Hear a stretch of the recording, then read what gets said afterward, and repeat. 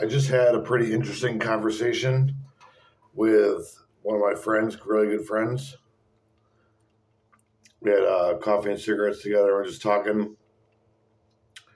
We're from the same hometown, and we came up with the conclusion that some of the mutual acquaintances that we have, I'm 6 years older than him, and it's such a pissant town that age doesn't really matter. Everybody just kind of knows everybody or knows of everybody and knows everybody's, dysfunction and all that kind of shit. So we just came up with the conclusion that not only should 75% of the people that we knew from that town have taken a walk, like gotten the hell out of there, but they should have sprinted the hell out of there, like I did and he did. Um,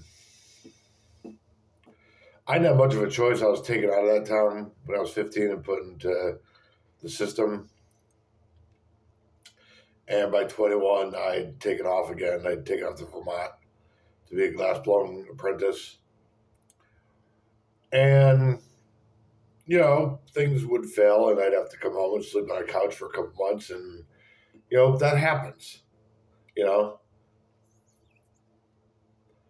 unless you stay close to the parents or the town or the 9 blocks or your parents' garage or, the stoop, and you don't leave. Next thing you know, 20 years gets behind you and you're still on the stoop. You're still in the 9 blocks. You're still in the town. You're still in your parents' garage talking about the same fucking stories that you've been talking about for the same fucking 20 years. Mad at the same fucking people. And the same tired old tramps that you passed around to your friends that screwed all you over and went with a good guy and is now living happily ever after somewhere far away from your ass. And I understand why people, want to be around their parents, especially if they have money or, they don't have to pay for rent or, anything.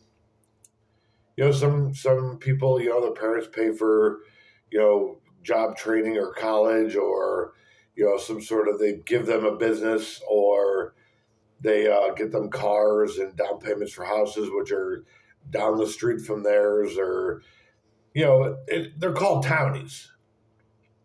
And when you stay in your hometown and you really don't leave the town limits or the city limits or the 9 blocks or you're a townie.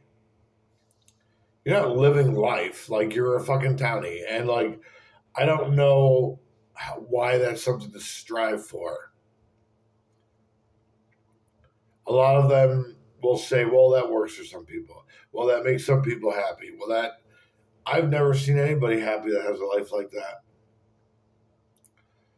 I've seen most people that have lives like that are completely fucking miserable. My life at 41 is not even close to being where I want it to be. I'm not financially stable. I'm not, no. I haven't made it in communications yet. I haven't, whatever I'm supposed to do with my life as far as a gig or job or a career and make money and all that stuff. In 25 years, brother, I haven't done it. It's been failure after failure after failure after failure after failure. But if I didn't try, I wouldn't fail. And I've tried. Probably a lot harder than I should have. Because there were 1 or 2 times where I could have gone down to the warehouse and the loading dock and gotten a job and, gotten a 2-bedroom apartment and found whatever dipshit would have sex with me and then just be happy with that. Like a lot of people do. And it almost happened. It almost happened when I was 20. Almost happened when I was 30. You know, I made a video about that too. I made a video a couple weeks ago. I turned down a mailroom job for the state because I don't want to work for the state for the next 30 years of my life. I want to be in the communications business.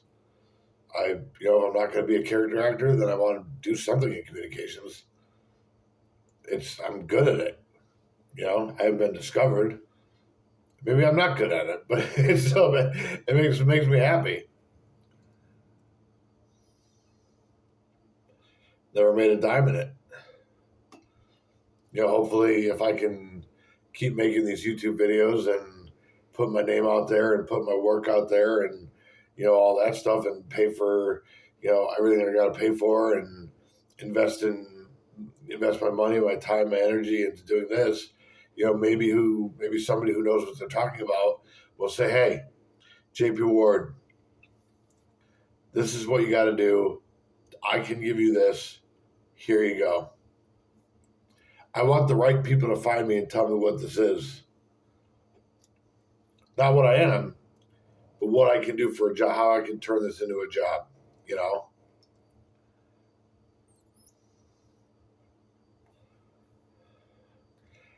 I was telling another friend the other day, you, she was saying, when she was single, a lot of people were like, how can you be single? How can you be single? And like,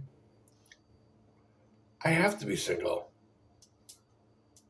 I've been single my whole life, except for maybe like a month or two. And then that wasn't going anywhere. I'm not afraid to be alone. I'm not. I'm not afraid of dying by myself in a cancer ward. I'm really not. Maybe that's the Taoist in me, or I don't care. I'll talk to the nurses when I die. I mean, I'd prefer that to not happen. Let me just interject. I don't need to be anybody when I'm not financially stable. And most likely the person that I would attract because I'm not financially stable is somebody else who's not financially stable. As in they're broke and I'm broke and we're going to be broke together. Well, I can be broke all by myself.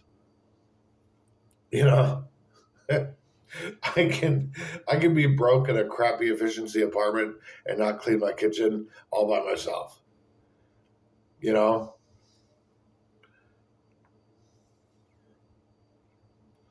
And maybe it is a type of leverage, but it's also covering your own ass. I know a lot of people, straight people that are broke and they have kids, and the husband gets a job or the boyfriend gets a job and sees comes home every day and sees the wife fucking fatting around the apartment, and he's got his daughter or his son just sitting there, and he's like, "Fuck this, man! I can get a better woman than this." I'm sure women do that too. They're like, "Fuck this! I can get a better man than this. I don't need to do this. I don't need to lower myself and be with this fat pig who eats all day and just does nothing, has nothing going for her whatsoever, and smells and doesn't take a shower, doesn't shave her armpits or her privates." And, it's like, what real man would ever want to do with something like that? What real woman would ever want to do with a guy like that? You know?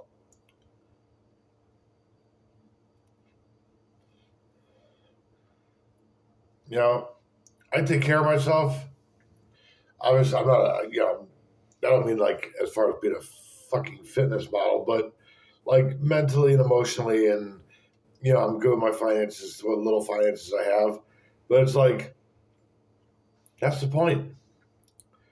There's nothing there, and Jennifer Lopez.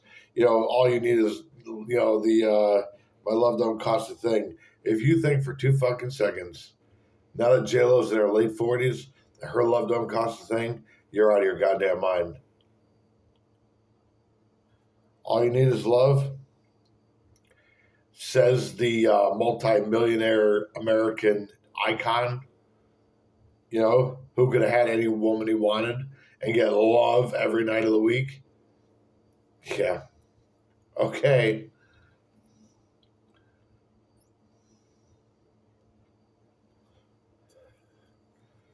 It's different. Step one was to get the hell away from my hometown and those people. The Union Democrat, bullshit mentality. Townie, blue collar bullshit mentality. And I did. I've been out of there for 9 years. I'm in a one horse town that I don't know anybody here. They don't know me. I rarely ever talk to anybody except for you guys. And I have a couple friends, maybe 2 or 3 friends that I see that come over for coffee or bring their kids over and we hang out and just play with the kids and everything. And I see my parents, my mom, my stepdad, and that's it, man. And until further notice, that's how it has to be. That's okay. It was too crazy, man. It was too crazy in my hometown trying to get something done.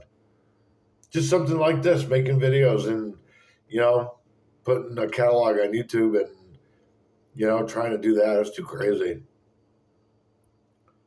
Your hometown has a lot of dysfunction in it, in case you didn't know that. I knew that. I knew that from an early age. I knew I had to get out of there. Was New York or LA the place I had to be, as dysfunctional as those 2 fucking shitholes are? No.